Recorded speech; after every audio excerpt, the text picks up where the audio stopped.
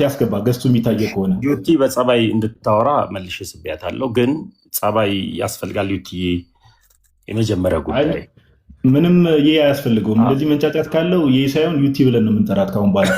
እሺ ዩቲ እንኳን ደህና መጣሽ። እንኳን ደህና ቆያችሁ። በመጀመሪያ ግን እንዳታዋርዱኝ፣ እኔ ለማውራት ነው የመጣሁት። ጥያቄ ትጠይቂያለሽ፣ ከዛ መልስ ይሰጥበታል። አለቀ። አንቺ ምንም የተለየ ቦታ የለሽም፣ ምንም የተለየ ሰውም አይደለሽም። ስለዚህ ጥያቄሽን አቅርቢ። ኧረ ተረጋጋ። እኔ አላልኩም፣ እኔ ነኝ አላልኩም። ሲጀመር እንደዛ አላልኩም። ጥያቄሽን አቅርቢ።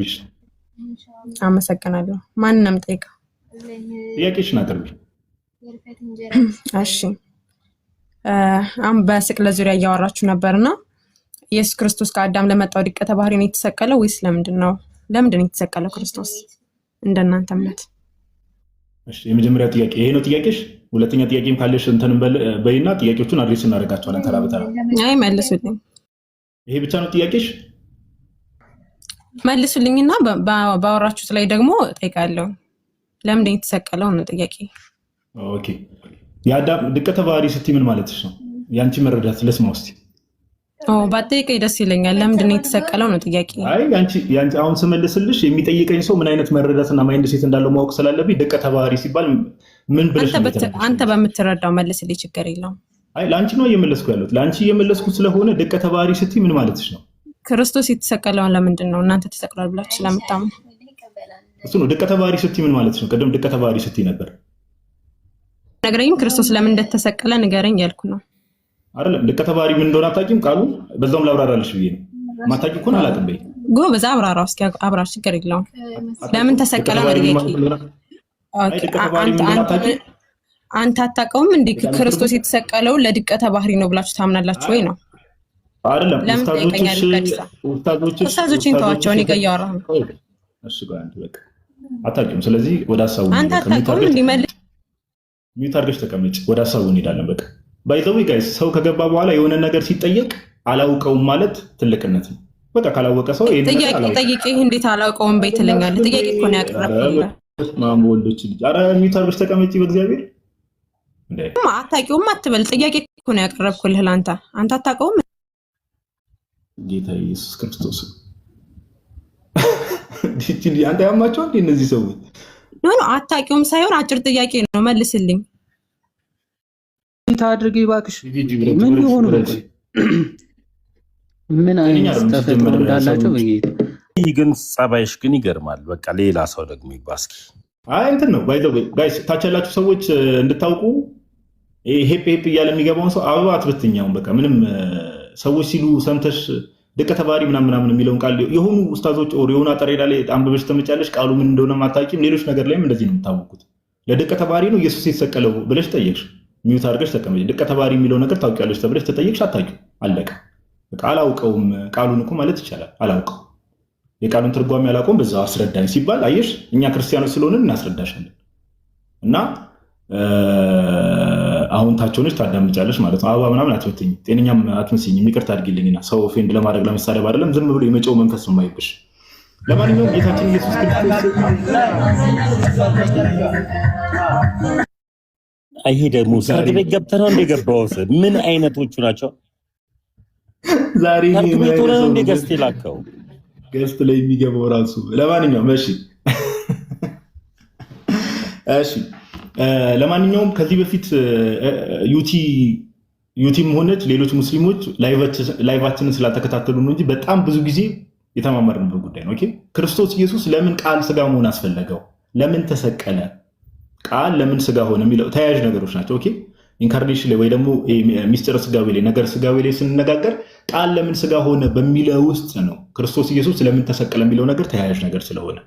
ኦኬ ለምን መሰላችሁ ጋይስ? አጠር ባለ መልኩ በጣም ብዙ ጊዜ ስላብራራ ነው ማለት በጣም ብዙ ጊዜ እኛ ላይ በምትከታተሉ ክርስቲያን ወንድሞች እናቶች ይሄን ታውቃላችሁ። እንደምታውቁት የሰው ልጅ እግዚአብሔር አምላክ ኦሪት ዘፍጥረት ምዕራፍ 1 ላይ ሰውን በመልካችንና በምሳሌያችን እንፍጠር አለ። በምን? በመልካችንና በምሳሌያችን እንፍጠር። ስለዚህ እግዚአብሔር በምን ነበር የተፈጠረው? ሰው የተፈጠረው በእግዚአብሔር መልክና አምሳል። ሰው የተፈጠረው በእግዚአብሔር መልክና አምሳል። ሰው ስንል የመጀመሪያው ሰው ማን? አዳም ማለት ነው። ኦኬ ነገር ግን አዳም በበደለ ሰዓት እግዚአብሔር አምላክ ከዚህ ፍሬ በበላ ቀን ትሞታለህ አዳምን ብሎታልና ያንን ፍሬ በዚያች ቀን ትሞታለህ ሲባል ያ ሞት ምን አይነት ሞት ነው? መንፈሳዊ ሞት። ምን መንፈሳዊ ሞት? መንፈሳዊ ሞት ማለት ምንድነው? ከእግዚአብሔር መለየት። ስለዚህ እግዚአብሔር አምላክ የሰው ልጅ በእግዚአብሔር መልክና ምሳሌ የተፈጠረው የሰው ልጅ ያንን ኢሜጅ አጣ። አያችሁ? ያንን መልክ አጣ፣ ያንን ገዢነቱን አጣ። ኦኬ። ስለዚህ ያንን ሪስቶር የሚያደርግ አካል ያስፈልግ ነበረ። ኦኬ። ያንን መመለስ የሚችል አካል ያስፈልግ ነበረ። ሞት ወደ ማን የገባው? ወደ ዓለም ነው የገባው። ሞት ወደ ማን የገባው? ወደ ሰው ነው የገባው፣ ቅዱስ አትናቴዎስ እንደሚናገረው። ስለዚህ መጥቶ ማዳን የሚችለው አካል ሞትን በሞቱ ድል ማድረግ የሚችል ሞትን ማጥፋት የሚችል አካል ስለሆነ ግዴታ አንድ ጊዜ ሳምሪ ሚውት አርጊ። ቀጥል ጋድዬ። ቆይ ኮመንቱን አንዴ እንትን እንበልና እንትን እንበል። የመንጋ ማይንድ ሴት እንትን ጋር ስላለ ሰዎች ጋር ስላለ ቆይ አንዴ ይህን ሀሳብ እንዲሰሙ ስለሚፈለግ ማለት ነው። ኮሜንት ሴቲንግ ቆይ ሴቲንግ የኮሜንት ሴቲንግ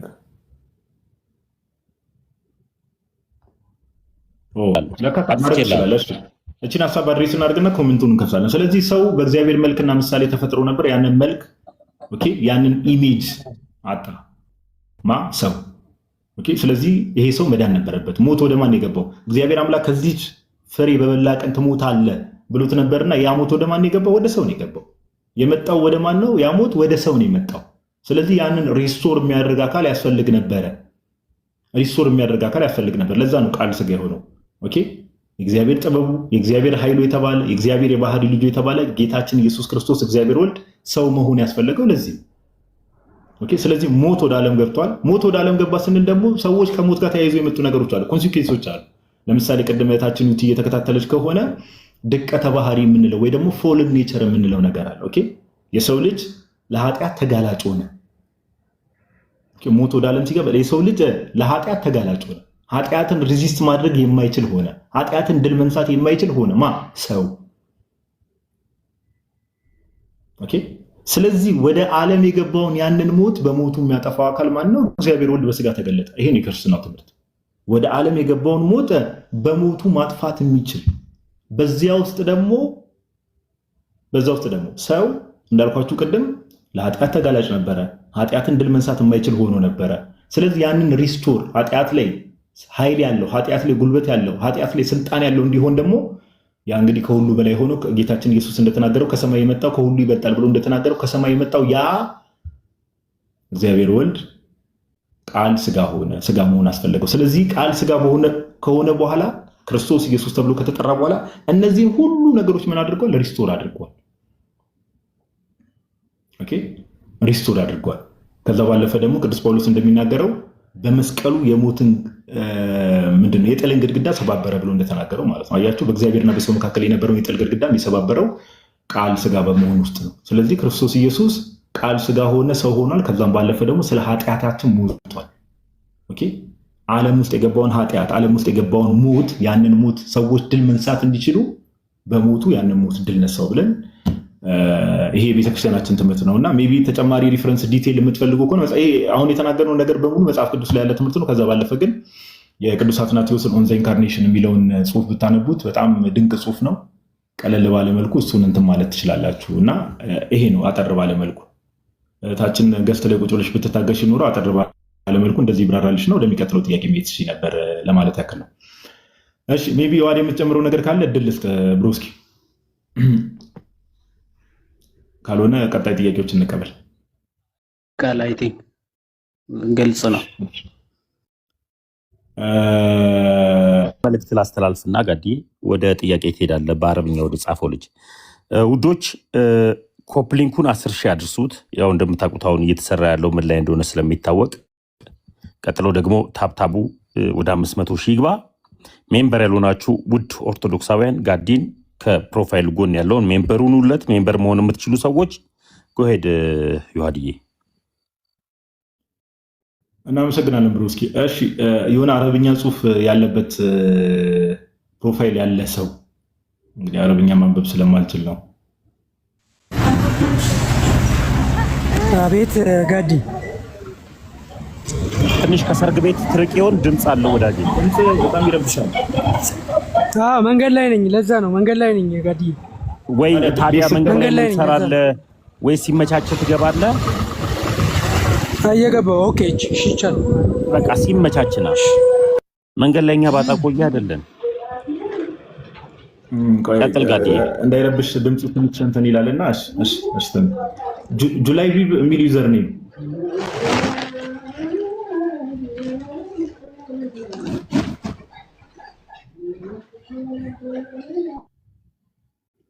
ጁላይ ቢብ የምትገቡ ሰዎች እባካችሁ አትሊስት ኔትወርካችሁ ትክክለኛ መሆኑን ቼክ አድርጋችሁ ምናምን ገቡ። ከገባችሁ በኋላ እኛንም ታይም ዌስት ባታደርጉ ደስ ይለናል።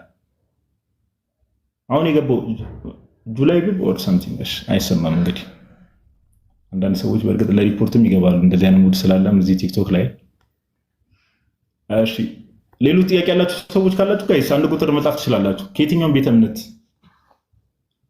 ጥያቄ ያላችሁ ሰዎች ወንድማችን እያወራ ነው። አረ መድኃኒዓለም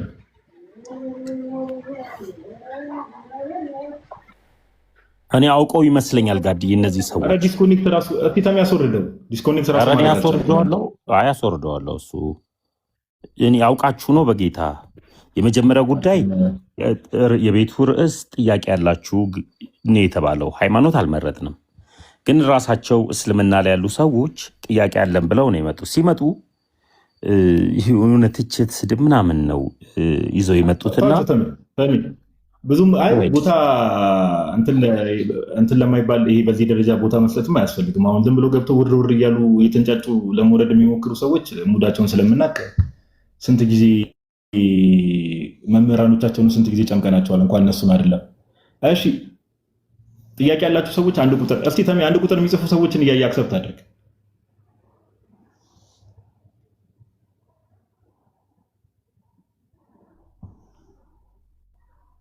ጥያቄ ያላችሁ ሰዎች ጥር እነማን እንደሆኑ ስላላወኩ ነው እየሳብኩ ነው። አንድ ሰው ስብ ያለው ኮኔክሽኔ በጣም እያዛገኝ ነው። ስብ ይላለሁ አንድ ሰው እንደምየው።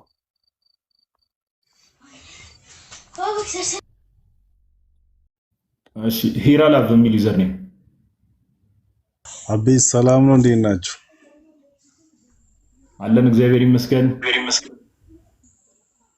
እሺ ጥያቄ ነበረኝ ማቅረብ እችላለሁ? እሺ ከየት ቤተ እምነት ነው? ሙስሊም። ሃይማኖት ሙስሊም። እሺ ቀጥል። ጥያቄን አቅርብና መልስ ይሰጥበታል። ቀጥል። ኦኬ እሺ ቴንኪዩ። የኔ ጥያቄ ኢሳይያስ 44:24 ላይ እግዚአብሔር እኔ እግዚአብሔር ነኝ ሰማይና ምድርን ስፈጥር ከኔ ጋር ማን ነበር ይላል። እግዚአብሔር ቃል በቃል ማለት ነው። ልክ እንደዚሁ ኢየሱስ ክርስቶስ ቃል በቃል እኔ እግዚአብሔር ነኝ ያለበት ቦታ ካለ እንድታሳየኝ ነበር። ኦኬ አንድ ጊዜ ትእዛዝ ብቻ ላስተላልፍ። ውዶች 10 ሺህ አድርሱት። ኮፕሊንኩን ታብታቡን 400 በቃ ችግር የለውም። ተው እንትን አትበል፣ አትጨናነቅ። ችግር የለውም ብሮስኪ አትጨናነቅ። በዚህ ደረጃ ሲከታተሉ ራሳቸው እያደረጉ እንትን ይላሉ። እሺ ኢየሱስ ክርስቶስ እኔ እግዚአብሔር ነኝ ወይ ደግሞ እኔ አምላክ ነኝ ያለበት ቦታ ነው አይደል? አምላክ ሳይሆን ማለት ነው እኔ እግዚአብሔር ነኝ ያለበት ቦታ። አምላክ ማለት እንዴት ነው? ከእግዚአብሔር ውጭ ኪሪዮስ የሚለው ቃል ወይ ደግሞ አምላክነት ከአምላክ ውጭ ይሰጣል ለሌላ አካል ሳይሆን ይኸውልህ አሁን እዛ ጋር እግዚአብሔር እኔ እግዚአብሔር ነኝ ብሏል። ሰማይና ምድርን ስፈጥር ከኔ ጋር ማን ነበር? እግዚአብሔር የሚለው ቃል እዛ ጋር እግዚአብሔር የሚለው እሱ ነው። እግዚአብሔር ልክ እንደዛው እግዚአብሔር የሚለው ቃል እኮ ኢየሱስ ክርስቶስ እግዚአብሔር የሚለው ቃል ተጠቅሞ ልክ እንደ እግዚአብሔር ማለት እኔ እግዚአብሔር ነኝ ያለበት ቦታ ካለ እግዚአብሔር የሚለው ቃል እኮ አምላክነትን ለማሳየት ነው አይደል ወንድሜ? አይደለም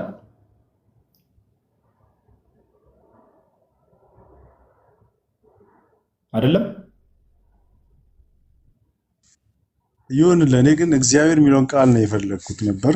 ካልከም ችግር የለም። ይሁንልህ እንዴ ይሁንልህ ሳይሆን አንድ ጥያቄ ልጠይቅ። አሁን አንተ ሙስሊም አላህ አምላክ ነው አይደለም?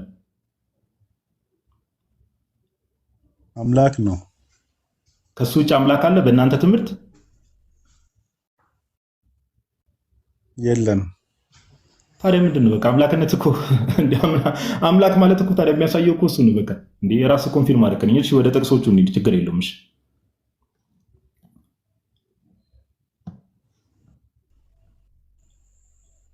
ዮሐንስ ራእይ ላንብብልህ? እሺ ቀጥል። እኔ ያልኩ የኢሳያስ ነው፣ ትንቢተ ኢሳያስ 44:24 ነው ያልኩ። ጥቅሱን ከሆነ እዛ ላይ እግዚአብሔር እኔ እግዚአብሔር ነኝ ከፈለክ እሱን አንብብና ኢየሱስ ክርስቶስ አምላክ ነኝ ብሎ የተናገረበትን ክፍል አይደል እየጠየቀኝ ያለህ? እግዚአብሔር ነኝ የሚል ቃል ነው ያልኩ። እኔ እግዚአብሔር ነኝ፣ ልክ እግዚአብሔር እኔ እግዚአብሔር ነኝ እንዳለ አረ በእግዚአብሔር ክርስቶስ ወንድሜ እኔም እግዚአብሔር ነኝ ያለበትን ቦታ ነው ያልኩ። ዛሬ እንደው ጌታ ሆይ ትዕግስቱን ስጠኝ አለ። ቀደም እኮ ተስማማን ወንድሜ፣ እየሰማኝ ከሆነ ተስማማን። አሁን ድጋሚ ወደ ኋላ ተመለሳለን። ምን ብለን ተስማማን? ለምሳሌ በአንተ እምነት አልኩ አላህ አምላክ ነው ስትል የሁሉ ፈጣሪ የሁሉ ገዢ ነው እያልክ ነው በእምነትህ። ኦኬ። ስለዚህ መጽሐፍ ቅዱስ ላይ እናሳያለን ኢየሱስ ክርስቶስ አምላክ እንደሆነ። ኪሪዮስ የሚለው የግሪኩ ቃል በብሉይ ኪዳን ብትሄድ ባይዘው እግዚአብሔር የሚለውን ቃል ሰባ ሊቃናቱን ሰብስበው ትርጓሜ የምትመለከት ወደ ግሪኩ ሲመጣ ኪሪዮስ የሚል ቃል ነው ያለው። ኦኬ። ያ ለአምላክ ለያህዌ የዋለው ቃል ማለት ነው። እና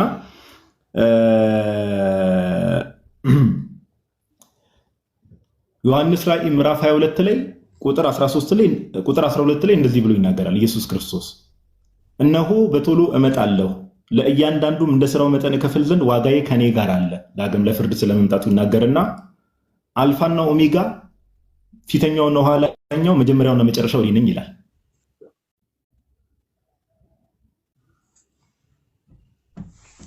አሁን ታዲያ ይሄ እኔ እግዚአብሔር ነኝ ማለት ነው? የኔ ጥያቄ አሁን ዳይሬክት ስፒች ነው የጠየቅኩ። ኢየሱስ በራሱ አንደበት ማለት ነው በራሱ አንደበት ያለበትን ቦታ ነው ያልኩ። ስማ፣ ቁርአን ውስጥ ከአላህ ውጭ መጀመሪያና መጨረሻ እኔ ነኝ ብሎ የተናገረ አካል አለ?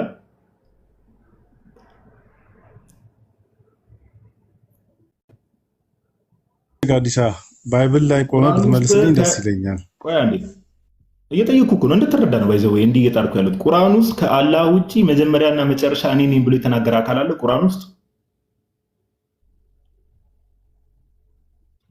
የለም። ለምንድን ነው የሌለው? መጀመሪያና መጨረሻ እኔ ነኝ ማለት ምን ማለት ስለሆነ ነው? በቃ የነበረ ወደፊትም ዘላለማዊ የሆነ ነገር ስለሆነ ማለት ነው። ጎበዝ። ስለዚህ ኢየሱስ ክርስቶስ አልፋና ኦሜጋ ፊተኛውና ኋላኛው መጀመሪያውና መጨረሻው እኔ ነኝ ብሎ ሲናገር ምን እያለ?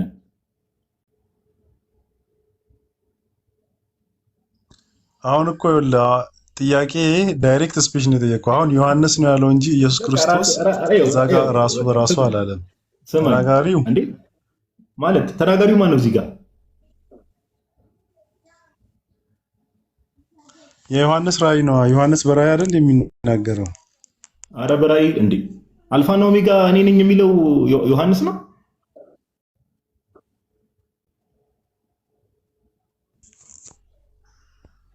አይ እንደው ለምን መሰለህ ይኸውልህ አሁን ይሄን ጥያቄ ግልጽ ጥያቄን ግልጽ ላድርግልህ ሳይሆን ግልጽ ነው። አዲስ ካላረከው ችግር የለውም ሌላ ጥያቄ ጠይቃለሁ። አይደለም ኧረ አዲስ ካላረከው ወዳጅ ጭራሽ እንደዛ ማለት ጀመረ። ኢየሱስ መጀመሪያውና መጨረሻው አልፋና ኦሜጋ እኔ ነኝ ሲል ምን ማለቱ ነው?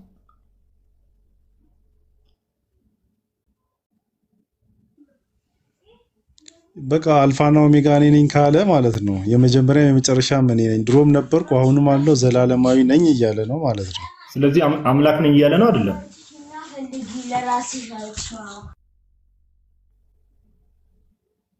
ድሮም ነበርኩ ዘላለማዊ ነኝ። ይሄን ደግሞ ኮንትራዲክትን የሚያደርግ አይዲያ አለ። አሁንም ስለ ኮንትራዲክሽኑ አይደለም ቴክስቱ ላይ ቆሞ አልፋና ኦሜጋ እኔ ነኝ ካለ ማለት ነው። አንደኛ ቆሮንቶስ ወዳጄ ይኸው ስማኝ፣ በደንብ ስማኝ እባክህ። ምን አልከኝ መሰለህ? ኢየሱስ ክርስቶስ አልፋ ኧረ ጌታ ኢየሱስ ክርስቶስ አልፋና ኦሜጋ ስማኝ፣ ራስህ እኮ እየመለስከው ስለሆነ ነው። ኢየሱስ ክርስቶስ አልፋና ኦሜጋ ፊተኛውና ኋላኛው መጀመሪያውና መጨረሻው እኔ ነኝ ሲል ምን ማለቱ ነው ብዬ ስጠይቅህ መጀመሪያ የነበርኩት እኔ ነኝ ዘላለማዊ ነኝ ማለቱ ነው አልከኝ። ስለዚህ ከአምላክ ውጪ ይሄን መልስልኝ። ከአምላክ ውጪ አልፋና ኦሜጋ መጀመሪያውና መጨረሻ ፊተኛውና ኋላኛ ተብሎ ሊጠራ የሚችል አካል አለ? ከአምላክ ውጪ አለ? የለም አልኩህ እኮ። ስለዚህ ኢየሱስ ግን ክርስቶስ ኢየሱስን ደግሞ አሁን ይህን ንግግር ደግሞ ጎበዝ ባይዘው ጥሩ መልስ ነው የመለስከው። ስለዚህ የለም ከአምላክ ውጭ እንደዚህ ተብሎ ጋይስ በደንብ ስሙ። ከአምላክ ውጭ አልፋና ኦሜጋ መጀመሪያውና መጨረሻው ፊተኛውና ኋላኛው ተብሎ ሊጠራ የሚችል አካል የለም ብሏል። ስለዚህ ኢየሱስ ክርስቶስ ይህን ብሎ በመናገሩ ወንድማችን በተናገረው መሰረት ምን እያለ ነው? አምላክ ነኝ ብሎ እየተናገረ ነው አይደለም? እሺ ይሄን ደግሞ ውድቅ የሚያደርግልህ አንደኛ ቆሮንቶስ 15:28 ላይ በመጨረሻም ልጁ ራሱ ሁሉ ላስገዛለት ይገዛል ይላል። አሁን እዚህ ክፍል ላይ አልፋና ኦሜጋ የሚለውን ማለት ነው ውድቅ ያደርጋል ማለት ነው። ለምን እንደ አልፋና ኦሜጋ እኮ መጀመሪያና መጨረሻ እኮ ነው። ለምን ውድቅ ያደርጋል?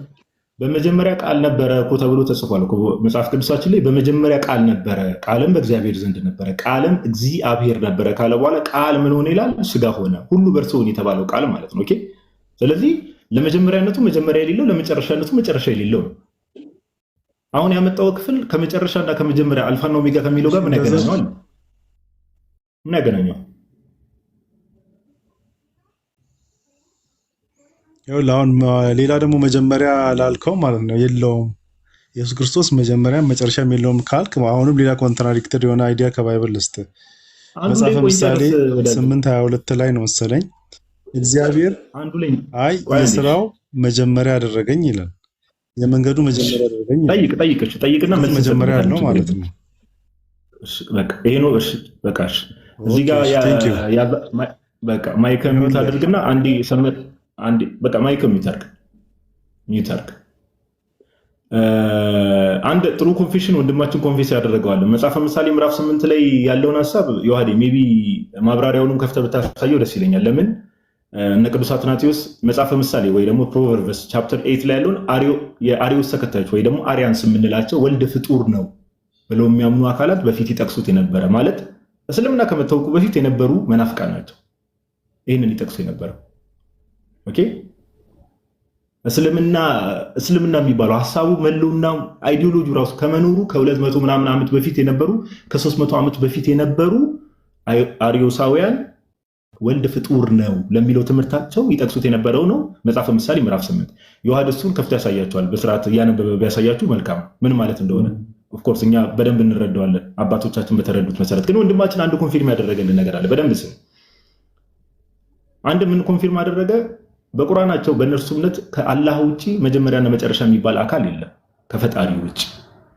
ስለዚህ ዮሐንስ ራእይ ምዕራፍ 22 ላይ ስንመጣ ቁጥር 13 ላይ አልፋና ኦሜጋ መጀመሪያውና መጨረሻው ፊተኛውና ኋላኛው እኔ ነኝ አለ። ጌታችን ኢየሱስ እኔ ነኝ አልፋና ኦሜጋ መጀመሪያውና መጨረሻው ፊተኛውና ኋላኛው። ስለዚህ ወንድማችንን ጠየቁት። አንድ አካል እንደዚህ ብሎ ክሌም ካደረገ ምን እያለ ነው? ምን ማለት ነው? ክርስቶስ እንዲህ ብሎ ሲናገር ብዬ ስጠይቀው ምን አለ? ዘላለማዊ ነኝ እያለ ነው። በቃ ከጥንት ጀምሮ ነበርኩ እያለ ነው አለ። ተባረክ።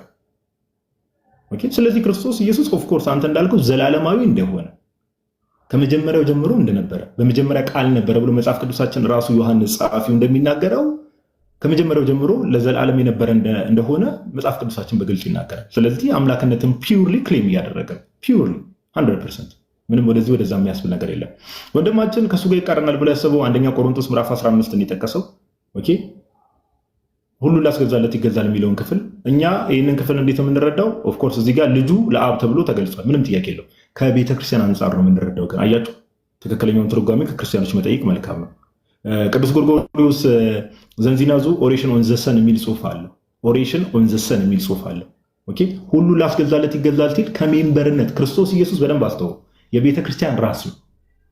ጌታችን ኢየሱስ ክርስቶስ ብዙ ጊዜ እሱ ራስ እንደመሆኑ የቤተክርስቲያን ታች ላሉ ሰዎች ነው በደንብ አስተውሉ። እሱ ራስ እንደመሆኑ ከብልቶቹ አንጻር ወር ከሜምበሮቹ አንጻር ንግግሮችን ይናገራል። ለምሳሌ የሐዋርያ ሥራ ምዕራፍ 9 ላይ ተመልክታችሁ ከሆነ ቅዱስ ጳውሎስ ተብሎ ከመጠራቱ በፊት ሳውል ነበር ስሙ አይደለ? ሳውል ምን አለው? ሄዶ ሳውል ስለምን ታሳድደኛለህ? ስለምን ታሳድደኛለህ? አሁን ጳውሎስ ተብሎ ከመጠራቱ በፊት ክርስቶስ ኢየሱስን አግኝቶ አሳድዶት ነው በአካል አይደለም። ባይዘው ክርስቲያኖችን ስላሳደደ ክርስቲያኖች ላይ የሚደርሰው መከራ፣ ክርስቲያኖች ላይ የሚደርሰው መሰደድ ለራሱ አድርጎ ጌታችን ኢየሱስ ምን አለ? ስለምን ታሳድደኛለህ? ኦኬ። ስለዚህ አንደኛ ቆሮንቶስ ምዕራፍ 15 ላይ ያለው ክፍል ሁሉ ላስገዛለት ይገዛል ተብሎ ቤተክርስቲያን ለእግዚአብሔር እንደምትገዛ ከቤተክርስቲያን አንጻር ጌታችን ኢየሱስ የተናገረው ነው። ቅዱስ ዮሐንስ አፈወርቅ ኦኬ አንደኛ ቆሮንቶስ በተረጎመበት ክፍሉ አንደኛ ቆሮንቶስ ምዕራፍ 15 በተረጎመበት ክፍሉ ኢቭን ሁላ ምን ብሎ ይናገራል? ሁሉ በሁሉ እግዚአብሔር ሁሉ ቆይ አንዴ እንደውም እዚሁ ጋር ላንብብላችሁ ክፍሉ ይቅርታ ዮሐዴ መጽሐፈ ምሳሌ ምዕራፍ 8 ላይ ያለውን ሐሳብ እንትን ይላቸዋል። ሁሉ ከተገዛለት በኋላ ይላል። ሁሉ ከተገዛለት በኋላ ግን እግዚአብሔር ሁሉ በሁሉ ይሆን ዘንድ ይላል። እዚህ ክፍል ያለውን እግዚአብሔር ሁሉ በሁሉ ይሆን ዘንድ የሚለውን እግዚአብሔር የሚለውን ቅዱስ ዮሐንስ አፈወርቅ አብ ወልድ መንፈስ ቅዱስ ቅድስት ሥላሴ ነው ብሎ ያስቀምጣል። ቅድም እንዳልኳችሁ ቅዱስ ጎርጎርዮስ ዘንዚናዙም ኦሬሽን ኦን ዘ ሰን የሚል ጽሑፍ አለ። ኦኬ ሶስተኛ ኦሬሽን እዛ ጽሑፉ ላይ ቃል በቃል ከቤተ ክርስቲያን አንጻር ከሜምበርነት አንጻር ብሎ ይናገራል። ስለዚህ እኛ ይህን ክፍል እንደዛ ነው የምንለው። ኦኬ ለአብ ነው ተገዝቷል እዛ ክፍል ላይ ተብሎ የሚነገረው። አንድምታችን በእርግጥ በሁለቱም ያስቀምጣል። ለሞት ሁሉ ላስገዛለት ይገዛል የሚለው ከሞት አንጻር ይፈተዋል። ነገር ግን አባቶች በምልአት የሚፈቱት ግን ከአብ አንጻር ነው። ለአብ ይገዛል የሚለው ግን ተገዛ ተብሎ ሲነገር ግን ጌታችን ኢየሱስ ለአብ ይገዛል ተብሎ ሲነገር ግን ይሄ ስለ ዘመኑ ፍጻሜ ነው የሚናገረው። ከምን አንጻር ነው? ቤተክርስቲያን ሜምበሮች ብልቶች፣ ቤተክርስቲያን ውስጥ ያሉ ብልቶች ለእግዚአብሔር እንደሚገዙ ለዛ ነው ሁሉ በሁሉ እግዚአብሔር ሁሉ በሁሉ ይሞላ ዘንድ የሚለውን እግዚአብሔር የሚለውን ዘፋዘር ዘሰን ዘ ሆሊ ስፒሪት ብሎ አባቶች ፈተውታል። እና ከዚህ አንጻር ነው ይሄ አልፋና ኦሜጋ ከመሆኑ ጋር ራሱ የሚገናኝ ነገር አይደለም። ግን እግረ መንገዴን ሀሳቡን ክፍሉን አድሬስ እናደርግ በሚል ነው። ዮሐዴ መጽሐፈ ምሳሌ ምዕራፍ 8 ላይ ያለውን ሀሳብ ሄድበት ፓፓ።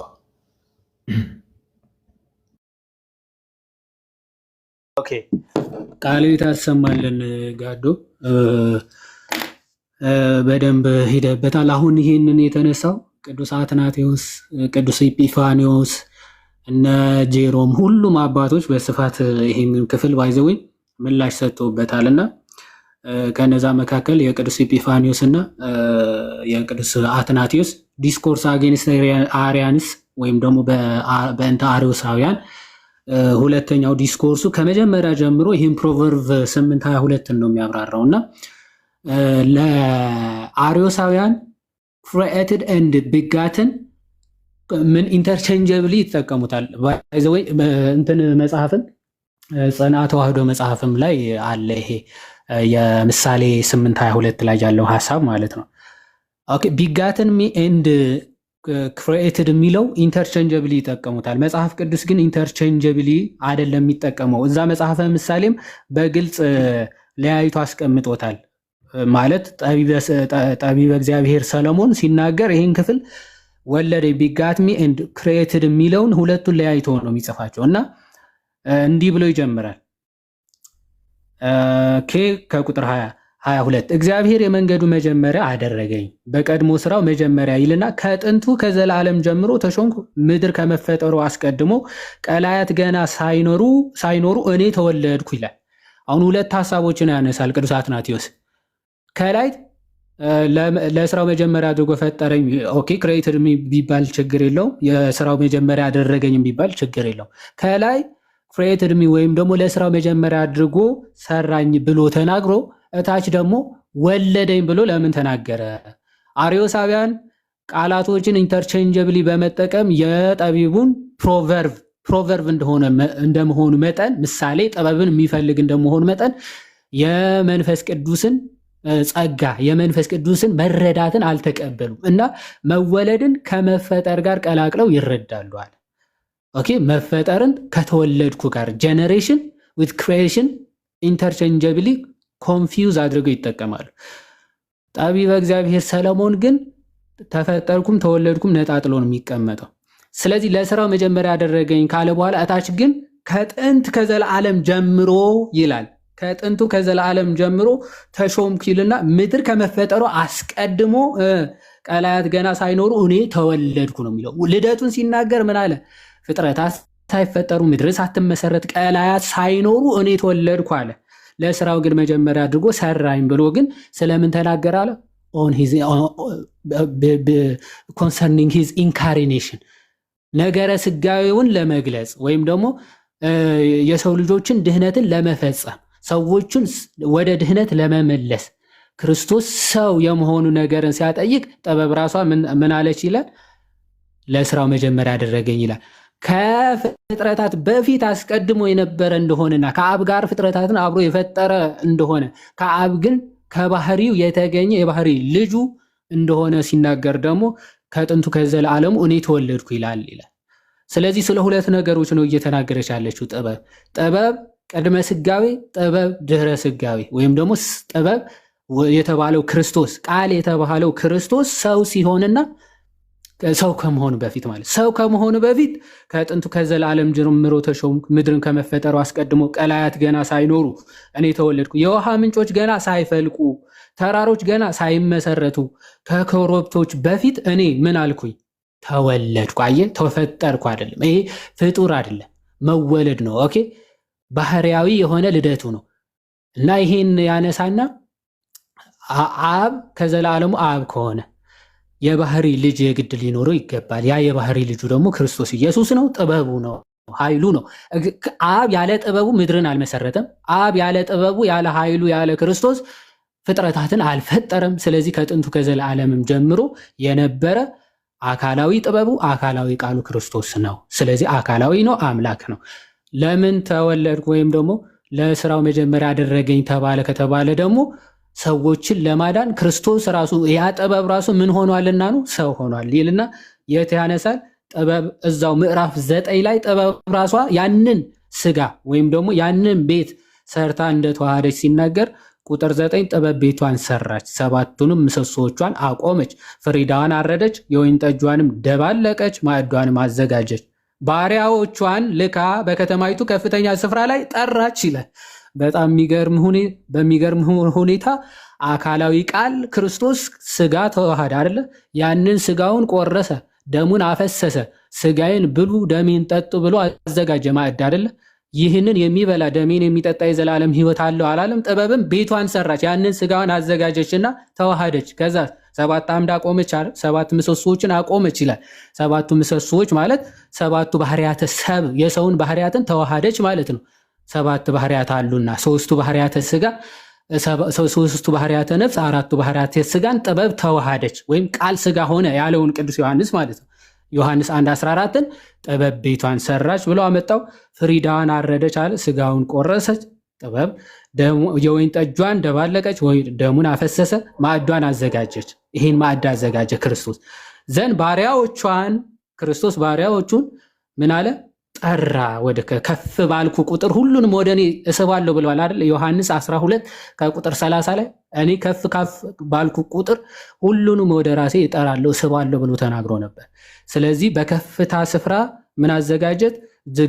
ድግሷን አዘጋጀች እና ባሪያዎቿን ወደዛ ስፍራ ጠራች፣ እንዲበሉ እንዲጠጡ ሕይወት እንዲሆንላቸው ማለት ነው። ስለዚህ ይህንን እምቢ አላሉ፣ ግን ፈቀቅ አሉ ይላል።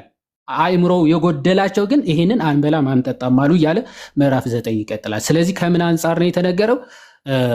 ከስጋዊ አንጻር ሰው ከመሆኑ አንጻርና ከስጋዊ በፊት ደግሞ ዘለዓለማዊ የሆነ ልደት እንዳለው የሚያጠይቅ ነው እና ቅዱስ ኢጲፋኒዎስ የተናገራቸውን በሃይማኖተ አበው ያለውን ተናግሬ ልጨርስ።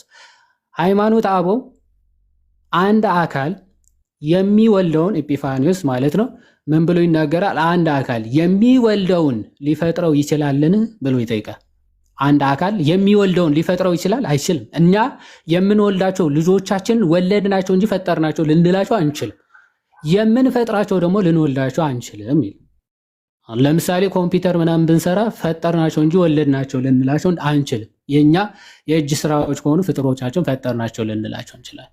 ስለዚህ ክርስቶስም ጥበብም እዚህ ጋር ተወለድኩ ካለች እንዴት ታዲያ የአብ ራሱ ፍጥረቱ ልትሆን ትችላለች? በፍጹም ልትሆን አትችልም። ኦኬ፣ አብ ጥበቡን ፈጥሮ አይደለም የሰራበት። ኦኬ፣ ከዘላለሙ ከጥንቱ ከእርሱ ጋር የነበረ ችነች የጥበብ ማለት ነው። ወይም ደግሞ ክርስቶስ ነው ጥበብ እየተባለ ያለው እዛ ሐዋርያ ቅዱስ ጳውሎስ አንደኛ ቆሮንቶስ መልእክቱ ምዕራፍ 1 ከቁጥር 24 ላይ የእግዚአብሔር ኃይሉና ጥበቡ ኢየሱስ ክርስቶስ ነው ብሎ ተናግሯልና ስለዚህ ከዚህ አንጻር የወለደው ከሆነ እንዴት ሊፈጥረው ይችላል? የፈጠረውስ ከሆነ እንዴት ይወልደዋል ከዘላለሙ ብሎ በግልጽ ይናገራል። እና ከዚህ አንጻር የምንረዳው ነው። ሰው ከመሆኑ አንጻር ግን እንደዛ ተብሎ ተነግሮለታል ነው።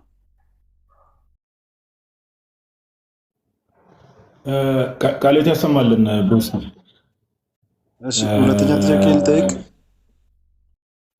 ሌሎች ሰዎችም እንድናስተናግድ በእርግጥ አንተ ያው 2-3 ጥያቄ ከቅድም ጀምሮ ስታወራ ስለነበር ሜይ ቢ ሌላ ቀን እንትን ብትል ብዙ ሰዎች ገዝተ ላይ ስላሉ ብዬ ነው። ሰዓታችንን በአግባቡ እንጠቀም። በጣም ጥያቄ ልጠይቅና አንድ ዋን ሞር ጥያቄን አቅርብ ወይ ጥያቄን አቅርብና እንትን የሚፈልግ ከሆነ ምንድነው ረዘም ያለ ማብራሪያ የሚፈልግ ከሆነ ወይ በኋላ ባጭሩ የሚመለስ ከሆነ ግን እዚሁ እንትን እንላለን። ቀጥልሽ። እሺ ሾርት ከት አድርጌ ነው የምጠይቅህ። ዮሐንስ 1:1 ላይ ነው የምጠይቅህ ያለኝ ጥያቄ። በመጀመሪያም ቃል ነበር፣ ቃልም በእግዚአብሔር ዘንድ ነበር፣ ቃልም እግዚአብሔር ነበረ ይላል አይደል? ከተሳሳትኩ አይደል? እዚህ ጋር ማለት ነው። አሁን ቃልም እግዚአብሔር ነበረ ካለ ቃል የሚባል እግዚአብሔር እንዳለ ነው የሚናገረው አይደል? እግዚአብሔርነት ባህሪ ስለሆነ ቃል እግዚአብሔር ነበረ ሲል ቃል እግዚአብሔር ነበረ ነው። ስለ ቃል እግዚአብሔር ነበረ አለ። አሁን ቃል የሚለው ቦታ ላይ እግዚአብሔር የሚለውን አስገብቼ ጥያቄ ልጠይቅህ። በመጀመሪያም እግዚአብሔር ነበር፣ እግዚአብሔርም በእግዚአብሔር ዘንድ ነበር፣ እግዚአብሔርም እግዚአብሔር ነበረ ሲል እግዚአብሔር በእግዚአብሔር ዘንድ ነበረ ካለ ስንት እግዚአብሔሮች ናቸው የሚኖሩት? አየህ፣ አሁን እዚህ ጋር የተሸወድከው መጽሐፍ ቅዱሱ ዮሐንስ ልክ መግቢያ ላይ ሲያስቀምጠው በመጀመሪያ ቃል ነበረ ሲል ስለ ፐርሰን ነው እያወራ ያለው። አየህ፣ ቃል የሚለው ፐርሰንን ነው የሚያሳየው፣ እኔነት ያለው ፐርሰንን ነው የሚያሳየው። ኦኬ፣ በመጀመሪያ ቃል ነበረ፣ ቃልም በእግዚአብሔር ዘንድ ነበረ። እዚህ ጋር እግዚአብሔር ተብሎ የተገለጸው ማን ነው? አብ ነው። ኦፍኮርስ በአብ ዘንድ ነበረ። ቃል እኔነትን ነው የሚያሳየው። አየህ፣ እኔነትን ነው የሚያሳየው። ስለዚህ እግዚአብሔር የሚለው ግን ስሙ እግዚአብሔር የሚለው ስም ምንድነው ከተባለ ባህሪ ነው አይደል? ስለ ኔቸር ነው እያወራን፣ ስለ ኤሰንስ ነው እያወራን ያለ ነው። ስለዚህ አንድ ኤሰንስ ነው ያለው፣ አንድ እግዚአብሔር ነው ያለው፣ አንድ ኔቸር ነው ያለው፣ አንድ ዲቪኒቲ ነው፣ አንድ ዲቫይን የሆነ ኔቸር ነው ያለው። ያን ኔቸር ደግሞ ሼር የሚያደርጉ ሶስት አካል ፐርፌክትሊ ሼር የሚያደርጉ ሶስት አካላት አሉ ብለን ነው የምናምነው። ስለዚህ ኤክስቼንጅ አድርጌ ልጠይቅ ብትል አሁን እግዚአብሔር በእግዚአብሔር ዘንድ ነበረ ስትል ስለ ፐርሰን እያወራ ከሆነ መጀመሪያ እግዚአብሔር ብዬ ስናገር ቃልን ለመግለጽ ነው፣ ቃልን ነው ሪፈር ለማድረግ ነው እያልክ ነው አንተ ወይስ እንዴት ነው? አይ ቃል የሚባል እግዚአብሔር ስላለ ማለት ነው። እዛ ጋር አሁን ለምሳሌ በአካል አሁን አንተ ሰፓሬት በአካል ይለያያሉ። ለምን በአካል ይለያያሉ? አካል ስትል እኛ ፐርሰን ብለን ስንናገር እኔነት ነው፣ እኔ ብሎ መናገር የሚችል ማለት ነው። ኦፍ ኮርስ ዲፈረንት ፐርሰን ናቸው። አሁን ለምሳሌ በቃል ወልድነት ትላላችሁ፣ በመንፈስ ቅዱስ ሰራጺነት፣ በአብ ልብነት ብላችሁ ነው የምታስተምሩት አይደል? ስለዚህ ወደ ሌላ ወደ ግብር ጥያቄን አቅርብና ይህ ቃል ማለት ይህ ቃል እግዚአብሔር ከሆነ ማለት ነው በመጀመሪያም እግዚአብሔር ነበረ፣ በእግዚአብሔር ዘንድ እግዚአብሔር ነበረ፣ እግዚአብሔርም እግዚአብሔር ነበረ ነው የሚለው። ስለዚህ ዘንድ የሚል ካለ ደግሞ ኮምፓራቲቭ ነው። አሁን ለምሳሌ ጋዲሳ ዘንድ ዮሐድ አለ ካልኩኝ ዮሐድና ጋዲሳ አሉ ማለት ነው፣ ወይ ጋዲሳ ከዮሐድ ጋር አብሮ ነው ያለው ማለት ነው። ስለዚህ ቃል ከእግዚአብሔር ዘንድ ካለ ማለት ነው፣ ቃል ደግሞ እግዚአብሔር ከነበረ ስንት እግዚአብሔሮች ናቸው ያሉት እዛ ጋር ሪፍሌክት የሚያደርገው? እሺ ሚውት አድርገውና ሀሳብ እንስጥበት። ይሄ በጣም ባጭሩ መመለስ የሚችል ስለሆነ ይህን ስናፈታት በመጀመሪያ ቃል ነበረ፣ ቃልም በእግዚአብሔር ዘንድ ነበረ፣ ቃልም እግዚአብሔር ነበረ። በመጀመሪያ ቃል ነበር የተባለው በቃ ፐርሰን ነው። ኦኬ ፐርሰን፣ ስለ ፐርሰን እየተወራ ቃል የሚባል ፐርሰን አለ ወይ ደግሞ ፐርሰን ብለን ስንናገር አካል ብለን ስንናገር እኛ ክርስቲያኖች እንዴት ነው ከተባለ እኔነት ያለው እኔ ብሎ መናገር የሚችል ኦኬ። ስለዚህ በመጀመሪያ ቃል ነበረ። አዎ ቃል ነበረ፣ ቃልም በእግዚአብሔር ዘንድ ነበረ። ከማን ጋር? እዚህ ጋር እግዚአብሔር ተብሎ የተገለጸው አካል ማነው? አብ ነው። ኦኬ ሁሉም የቤተክርስቲያን አባቶች ነው። ስለዚህ በመጀመሪያ ቃል ነበረ፣ ቃልም በእግዚአብሔር ዘንድ ነበረ። ዊዝ ጋር ነው የሚለው ከእግዚአብሔር ጋር ነበር። ኦፍኮርስ ቃልም እግዚአብሔር ነበረ። ምን ያ ቃል ደግሞ ያንን ኔቸር ሼር ያደርጋል ነው። እግዚአብሔርነት እንዳልኩ ያንን ዲቫይን ኔቸር ያንን ዲቪኒቲ ስለሆነ እግዚአብሔር ብለን እየጠራን ያለ ያንን አንዱ ኔቸር ስለሆነ እግዚአብሔርነት ብለን እየጠራን ያለ ነው። ያ ቃል ከአብ ጋር የነበረው ያ ቃል እርሱ ምንድነው? ዲቫይን ነው። ዲቫይን ወርድ ነው። ኦኬ ዲቫይን ወርድ ኦፍ ዘ ፋዘር ነው ብለን ነው የምናምነው። በቃ ባጭሩ ይሄ ነው እንጂ እግዚአብሔርም እግዚአብሔር ነበረ፣ እግዚአብሔር በእግዚአብሔር ዘንድ ነበረ ብለ ይሄ ምንድነው በስነ መለኮት በቋንቋ ህግ ራሱ አሁን አንተ እንዳልከው ይሄን እዚህ ጋር ሪፕሌስ አድርጌ እንዲህ ባነበውስ የሚለው ነገር የሚሰራ አይመስለኝም። ግን ኮንሰፕቱ መጽሐፍ ቅዱሱ ላይ ያለው ኮንሰፕት ከጥንት ጀምሮ የቤተክርስቲያን አባቶች የሚፈቱት በዚህ ልክ ነው። በቃ ቃል እኔነት ነው። ያ እኔነት ያለው ቃል ከአብ ጋር ነበረ ከመጀመሩ ከዘላለም ጀምሮ የአብ ቃሉ ስለሆነ አንተ ቀደም የአብ ጥበቡ ስለሆነ ከዘላለም ነበረ እና ያ ከአብ ጋር የነበረው ዊዝ ዘፋዘን ወርድ የተባለው ቃል የተባለው ከአብ ጋር የነበረው ከዘላለም ጀምሮ የነበረው ያ ቃል ዲቫይን ነው። መለኮታዊ ቃል ነው፣ የአብ ቃል ነው ብለን ነው ምናምነውና ቃልም እግዚአብሔር ነበረ ብሎ ሲናገር ከዚህ አንጻር ነው። እሺ ወደሚቀጥለው ሰው እንሂድ። አረብኛ ጽሑፍ ያለበት ወንድማችን ስለመጣና ሌላ ጊዜ አንተ ላይ በጣም ኦልሞስት ከታች አንዴ አዳምጠኛ ቀደምም የመጨረሻውን ጥያቄ ከመጠየቅ በፊት ምን ብዬ ነበረ? በቃ አንድ የመጨረሻ እድል ልስጥ ብዬ ነው አይደለ? እንደዛ ብዬ ስለሆነ ሌሎች ሰዎች እድል ለመስጠት እንዲያመችን እንደዛ። ግን ሌላ ጊዜ መተህ መጠየቅ ትችላለህ እና እንደዚህ በተረጋጋ ስፒሪት ጠይቁ። በጣም ጥሩ መንፈስ፣ የተረጋጋ መንፈስ ያለው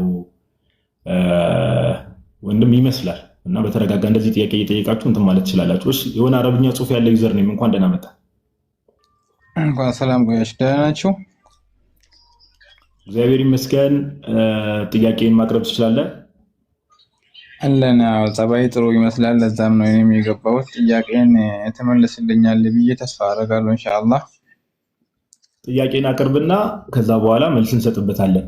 ጥያቄን ታቀርባለህ፣ ከዛ ጥያቄ የጠየቀው ጥያቄ ላይ መልስ ይሰጥበታል። እሺ እሺ። ኢየሱስ አምላክ ነው? ይሄ ነው ጥያቄ? አይ እቺን መጀመሪያ ሚውት ሳላደርግልህ ቃል በቃል መልስልኝና።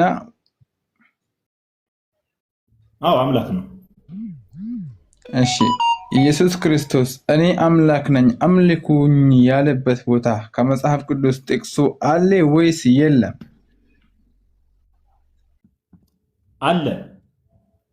በቀጥታ አለ ወይስ የለም? አለ።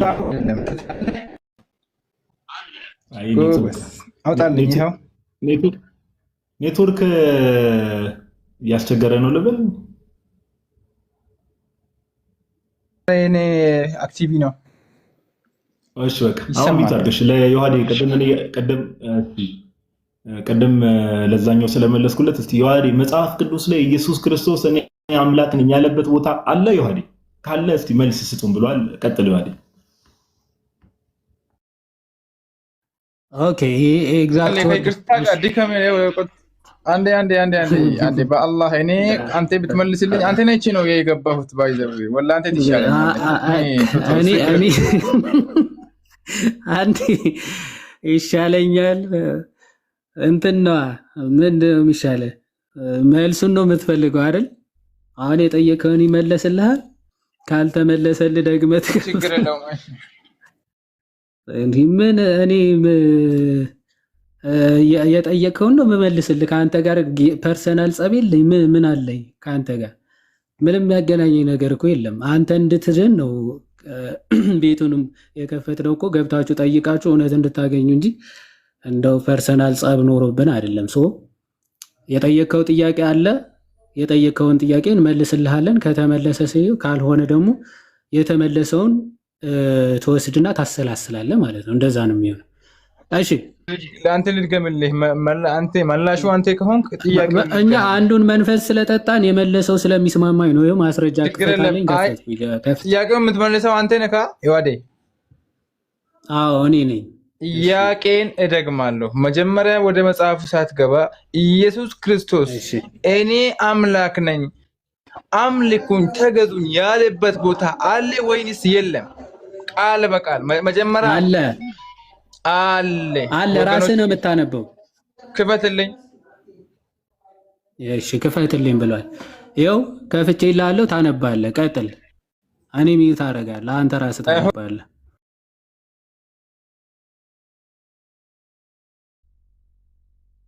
ያዩታል። የምድርም ወገኖች ሁሉ ስለ እርሱ ወይ ወይ ይላሉ። አዎን አሜን ያለውና የነበረው የሚመጣውም ሁሉንም የሚገዛ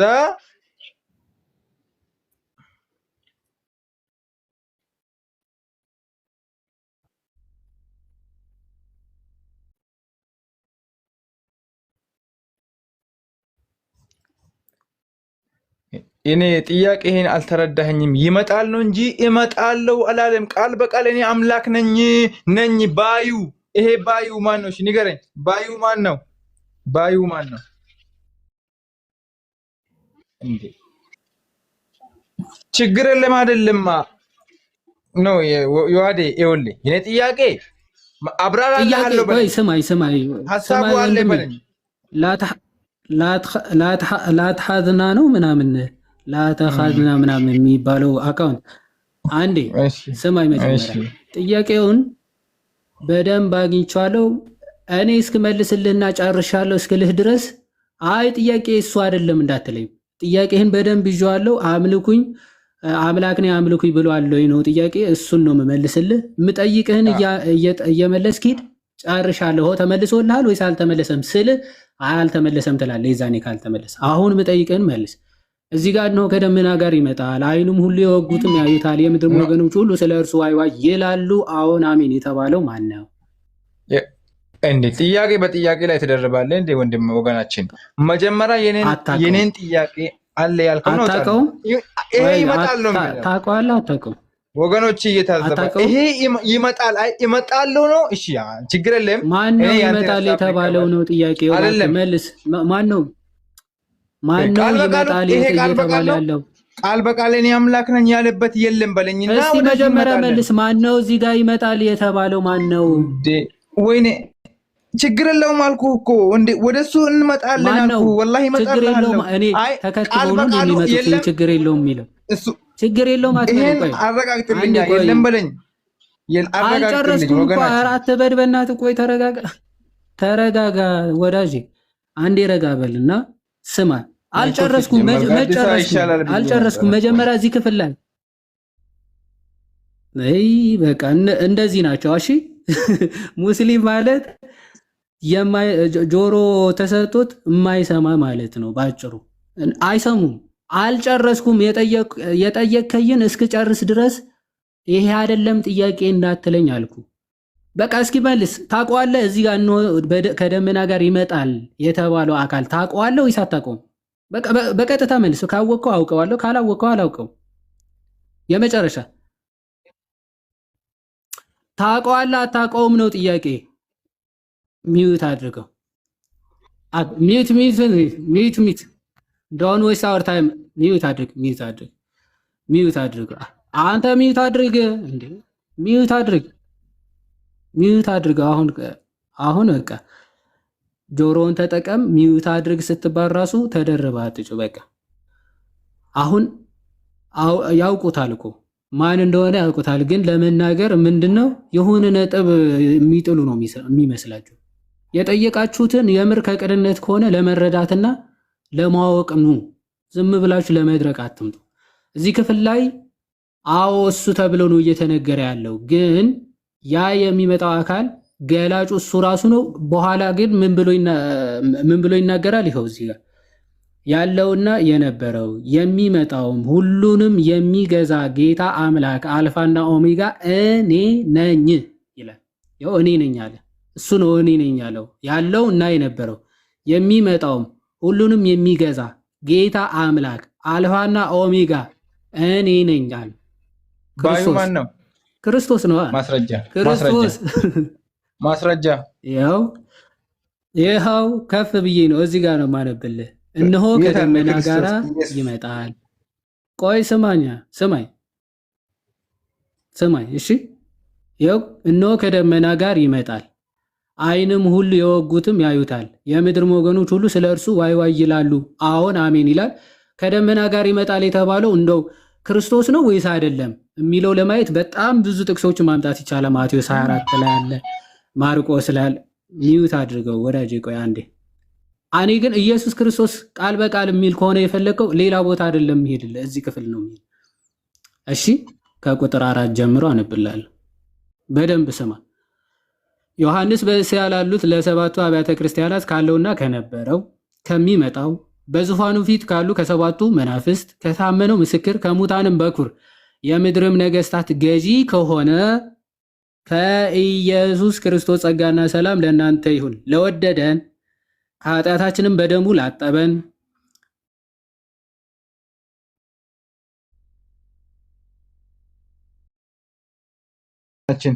ቀጥል ጋዲሳ። ዮሐዴ ቪዲዮ ስታበራ ኮኔክሽን ስታክ እያደረገብህ ነው ፓፓ።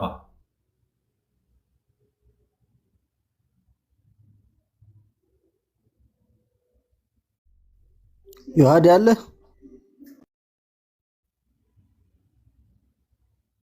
አንዳችሁ ቀጥሉ ጋዲሳ። ዮሐዴ ኔቶ አለ። ዮሐዴ ካሜራ ቪዲዮ ስታበራ ስታክ እያደረገብህ ነው። ቪዲዮ ስታበራ ስታክ እያደረገብህ አሁን ሳታበራ ቀጥል። ኦኬ ቪዲዮ ግን ይሰማል። ደህና ነው። ቪዲዮ ስታበራ ግዴታ ነው። ቪዲዮ ክፈት። ጥያቄ ሊጠይቀው ነው። ባዩ ኢየሱስ ክርስቶስ መሆኑን ሊያሳየኝ ነው። እስቲ ቆይ ተረጋጋ። ኧረ መድኃኒዓለም እያነበብኩልህ ነው። ቪዲዮ ስከፍት እንትን እያለ ስለሆነ ላንብበው። እሺ። ስለዚህ ከኢየሱስ ክርስቶስ እንደዚህ ያለና መንግስት ለአምላኩ ለአባቱም ካህናት እንድን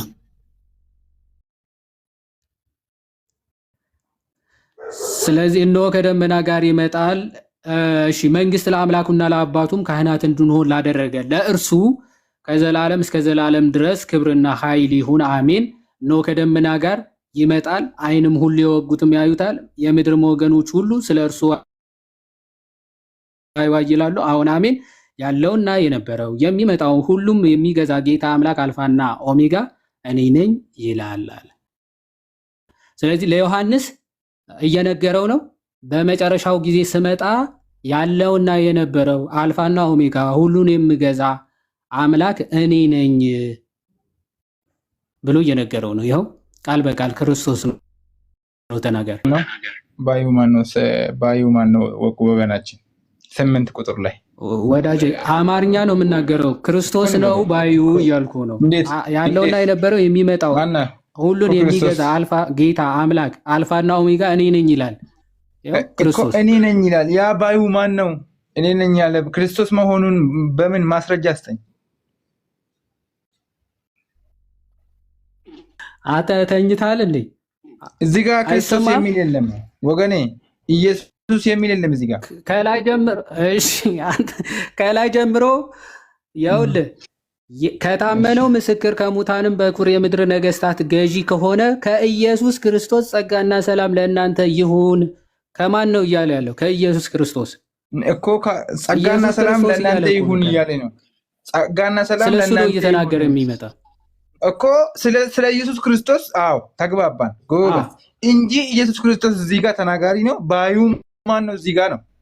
አሁን ለምሳሌ የሆነ ነገር ልንገር። አሁን ለምሳሌ መጽሐፈ ሳሙኤል ቀዳማዊ ላይ የእግዚአብሔር የሰራዊት ድምፅ ስማ ምናምን ብሎ እግዚአብሔር ያዘዘውን ትእዛዝ ያስተላልፋል፣ ህፃናቶችን ገደሉ ምናምን እያለ ማለት ነው። እንደዛ ቃል በቃል ኢየሱስ ክርስቶስ እኔ ነኝ አልፋና ኦሜጋ ያለበትን ያሳያል።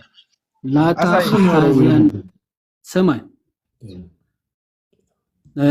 ወዳጄ፣ እኔ ነኝ ይላል የተባለው ማን ነው? ለመጨረሻ ጊዜ የምትመልስ ከሆነ መልስ፣ ካልመለስክ ታች ትወርዳለህ።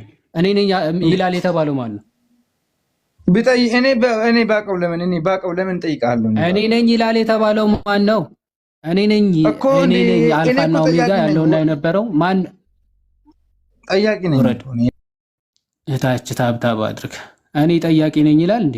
ጠያቂ ከሆንክ ሲነገር አርፈ መስማት ነው ታዲያ። አይደለም ብለህ ሰግጠህ የምትከራከረው ታዲያ ምንድን ነው? አማርኛ ካልቻልክ ከላይ ጀምሮ ስለ ክርስቶስ እየተናገረ መጣ። ያለ የነበረ የሚመጣ ሁሉን የሚገዛ አልፋና ኦሜጋ የወጉት ሁሉ ያዩታል። የተወጋውን እያሳየ መጥቶ የተወጋሁትን እያሳየው መጥቼ አልፋና ኦሜጋ ያለና የነበረ ሁሉን የሚገዛ ጌታ አምላክ እኔ ነኝ ይላል ሲመጣ። ኦኬ፣ እንዲህ ብሎ ለዮሐንስ ራሱ ክርስቶስ እየገለጸለት ነው። ምክንያቱ ከኢየሱስ ክርስቶስ የተገለጠ ትምህርት ለማን? ለባሪያው ለዮሐንስ በመልአኩ በኩል የተገለጠ እውነት ብሎ ስለሆነ እየተናገረ ያለው። ስለዚህ ክርስቶስ እንዲህ ብዬ እናገራለሁ በመጨረሻው ቀን በምጽአት ቀን ሁሉም እያዩኝ ጌታ አምላክ አልፋና ኦሜጋ እኔ ነኝ እላለው ብሎ እየተናገረ ነው ይባላል። ማን ነው እየተናገረ ያለው ይላል? ክርስቶስ ነው። እኔ ነኝ የሚለው ክርስቶስ ነው። አለቀ። አይ አይደለም ካልክ ማስረጃ ማምጣት ነው።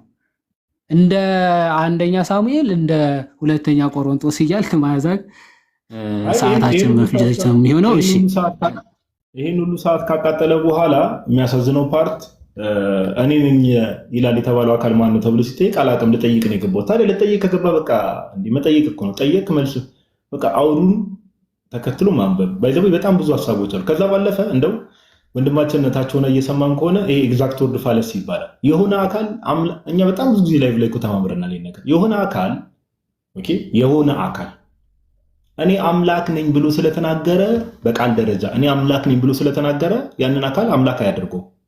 ለምን? አክሽን የሚባል ነገር አለ። ኦኬ፣ አክሽኖቹ ይናገራሉ። ከዛ ባለፈ ደግሞ እሱ እንደዛ ብሎ ሲናገር ሌሎች ሰዎች ሪያክት የሚያደርጉበት ብዙ ነገሮች እና ቃል በቃል እንዲህ ያለበት መጽሐፍ ቅዱስ ላይ ብሏል። መጽሐፍ ቅዱስ ላይ ብሏል። እንዴ አሁን እኮ እናንተ በጣም በሚያስቅ ሁኔታ ወንጌላቱን ተመልከቱ። ለምሳሌ ሲኖፕቲክ ጎስፕልስ ሊሆን ይችላል፣ ዮሐንስ ወንጌልንም ጨምሮ ማለት ነው። ወንጌላቱን ብትመለከቱ እንዴ ወንጌላቱን የጻፉት ማን ናቸው? ሐዋርያት ናቸው እኮ ሐዋርያት ናቸው የዘገቡት። ኢየሱስ እንዲህ አለ። ለምሳሌ ጌታችን ኢየሱስ ክርስቶስ ዮሐንስ ወንጌል ምዕራፍ 10 ቁጥር 30 ላይ እኔና አብ አንድ ነን ብሎ ሲናገር ዮሐንስ እኮ ነው። ኢየሱስ እንዲህ አለ ብሎ የጻፈው እኮ ዮሐንስ ነው። አያችሁ ምን አይነት ፋለሲ እንደሚሰሩ።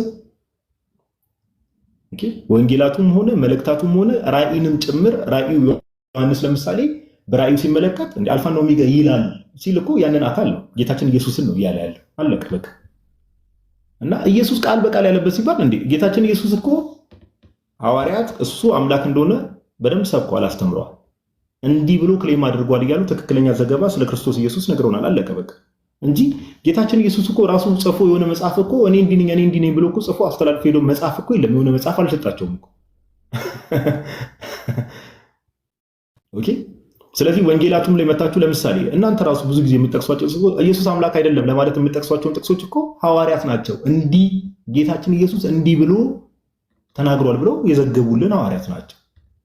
ኦኬ። ስለዚህ ሐዋርያት ታማኝ ምንጭ ናቸው፣ ታማኝ ሶርስ ናቸው። ስለዚህ የእነሱ ምስክርነት የምንሰማው ማለት ነው የበጎ ሐዋርያት እንደመሆናቸው። አለቀ።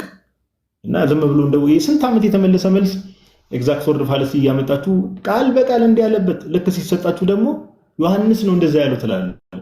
ዝም ብሎ እንደው ሰው የማድረቅ ነገር ነውና ልባችንን ክፍት አድርገን